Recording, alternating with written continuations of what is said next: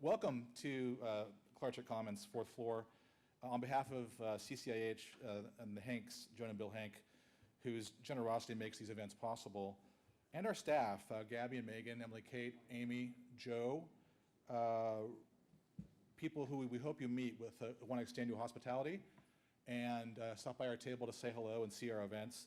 On behalf of them, I welcome you. I'm Mike Murphy. I direct the center to our day-long symposium called Perspectives on Personhood, Resources in Science, Philosophy, and Theology.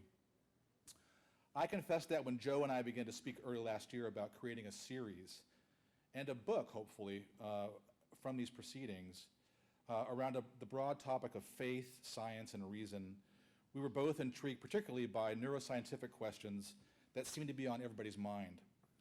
As a prime example, as a person who recently created and taught a course called God, Evolution, and Human Origins, Hans Svebakken, who's here today, when he got wind of this, he was a perfect fit for our merry band, and we welcomed him. It's been a delight to work with Joe and Hans on kind of creating the event, and thank you, gentlemen. For my part, as one who works at the intersection of theology, philosophy, and literature, I began to imagine a symposium that rhymed with my own concern, what some critics will call neuroliterature, by authors like David Lodge and Margaret Atwood to a point, Ian McEwan, Mark Saltzman, Mark Haddon, and George Saunders, who's visiting with us next week. Not to mention the many who write dystopian visions that are focused on questions of brain and mind and consciousness and soul. Philip K. Dick, William Gibson, P.D. James, all these cyberpunks out there as well. Sure, there are questions of personhood and reductionism on the one hand in these kinds of fictions. It's central, but these writers also move in the other direction as well. Narratives that track expansion and saturation, bricolages of self as byproduct of growing technophilia and commodification, networked and mechanized subjects in new webs of social relation, excarnated selves dashing about willy-nilly in cyberspace, Homo sapiens morphing further into cyborgian entities, bio-enhanced individuals of so many stripes. You can see my interest clearly, and I'm sure there's much overlap on today's panels in their way, but we decided to save these questions of literary representation until later. This is the first in our series of Faith and Neuroscience series, and it's essential to set a kind of order of concern, but one that is porous and expansive as well. Joe and Hans have done this expertly with their panel preparation, and the scholars who have so generously agreed to present on these panels will push us with vital insights and questions. Dr. Jaworski has a compelling set of remarks prepared for our keynote / capstone, and Dr. McCarthy has prepared a most helpful and thoughtful response. If all goes well, we will continue this conversation the same time next year with Marilyn Robinson, who needs no introduction, and hopefully Marianne Wolf, a serious Catholic cognitive neuroscientist who works on the brain, literacy, digital culture, and reading. There is much on this canvas of concern, and I can't wait to begin. All this is to say, though, today begins a self-conscious narrative, a Loyola story in thinking about the complex of questions and concerns that follow when it comes to questions on personhood and the science, theology, and philosophy that attend. Speaking of philosophy, it is now my honor to introduce Associate Professor of Philosophy and Dean of the College of Arts and Sciences and Dean of the Graduate School, Father Tom Regan.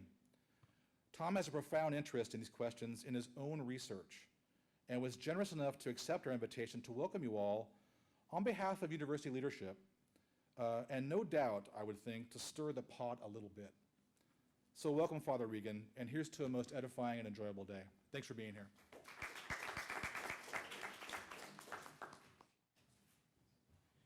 Thank you, Mike. One of the nice parts of being dean is I do this a lot. I welcome people to campus, and I did it on Saturday morning to the Illinois Medieval Association that was down at the Water Tower, and I knew very few people there. But today I thought, since I know pretty much everyone here, I'll just do a little bit more informality. And let me just begin by saying, this topic is just so fascinating. And I remember just getting so excited about it in 2004 when I read I Am Charlotte Simmons, Tom Wolfe's current novel that just came out. And in the epilogue of that, it says, what would I major in if I were to be an undergraduate in the 21st century? I would major in neuroscience because it deals with the two largest questions facing humankind. How does the brain work? And secondly, how must we rethink everything we know in light of our answer to question number one? And so today, we are, in a sense, taking him up on that challenge. And the nicest part about being at a university is the fact that we have experts, even in-house. And we brought in Dr. Jaworski from Fordham to help us out here. But we have in the academy people who have perspectives that are informed, unlike so much of our dialogue today. I digress. But anyway, we have people with backgrounds in philosophy, theology, neuroscience, biological anthropology, paleoanthropology, genetics, and clinical psychology. That's a pretty good lineup for the afternoon. And so, in a sense, I've been fascinated with this topic for a long time. One of the fun articles I did, I studied a lot on Harry Stack Sullivan, on his interpersonal theory of psychiatry, and I was able to publish some stuff on his relationship to Whitehead in a process philosophy view. And so that article got a lot of traction because it really set up a metaphysics of the mind and then looked at it in terms of clinical practice. That was exciting, but also, too, when I was a graduate student in theology, I got to interview Bernard Bandler, who was chief of staff of psychiatry at Boston University. And he was one of Whitehead's graduate students. And so I had a great time with him.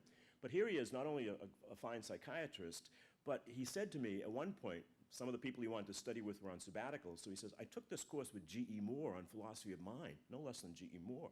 And he said, the very first class he walked in, and he said, where is mind? I got up and left. How could you even begin without defining your terms, right? And I knew I had very little to learn from this approach.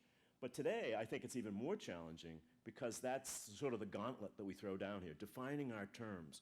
What do we mean by person? What do we mean by people? What do we mean by mind? And I'm going to leave that to the experts. And so welcome. It's delightful that you could all be here for what I think is going to be an absolutely fascinating afternoon. And I'm delighted that you are able to participate in this life of the Academy. Thank you so much.